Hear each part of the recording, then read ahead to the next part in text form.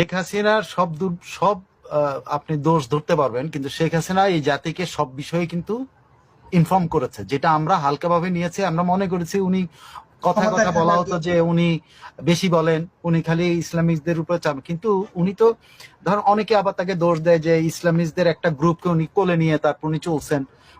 That was her strategy, সেটা তার ব্যাপার, এটা নিয়ে আমার সমালোচনা থাকতে পারে। কিন্তু উনি তো ইসলামিস্টদের এই রাইজে যেটা এখন দেখা যাচ্ছে এইটাকে তো উনি কন্টেইন করেছিলেন রে ভাই। এবং উনি কথাটা বলেছেন তো যে এখন যুক্তরাষ্ট্র কি ইয়াতে সিরিয়াতে আরেকটা ইসলামিস্ট গ্রুপকে ব্যবহার করতেছে না ইয়াকে আইএস কে দমানোর জন্য। তো এখন শেখ হাসিনাও একই রকম পলিসি নিয়েছে। এখন আমি দোষ ধরতে পারি, দোষ অনেক কিছু, যে দায়িত্বে থাকে তার অনেক দোষ থাকে, কারণ সে দায়িত্ব পালন করছে। আমি তো দায়িত্ব পালন করছি না, আমি তো তার কর্মকাণ্ড দেখে শুধু সমালোচনা করি। শেখ হাসিনা আমাদেরকে সব বলেছেন, শেখ হাসিনা সমস্ত ইনফরমেশন দিয়েছেন, কিন্তু আমরা এগুলো সব হালকা চোখে দেখেছি। আমরা ওনার দোষ খোঁজার চেষ্টা করেছি। আমরাও ওনার ওনার স্বৈরাচার হিসেবে ওনাকে দেখার চেষ্টা করেছি।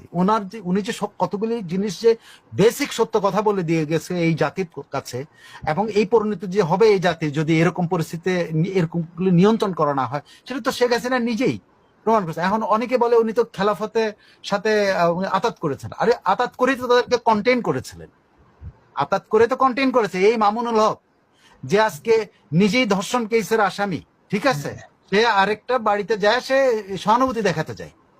শেখ হাসিনা অ্যাটলিস্ট এই নোংরামি গুলো বন্ধ রাখছে, তাই না? এটা একটা নোংরা হলো না যে সার্জিস আর একই হেলিকপ্টারে করে নতুন এনসিপি পার্টি আর মামুনুল হক, ধর্ষক মামুনুল হক একই সাথে ওই বাড়িতে গেছে।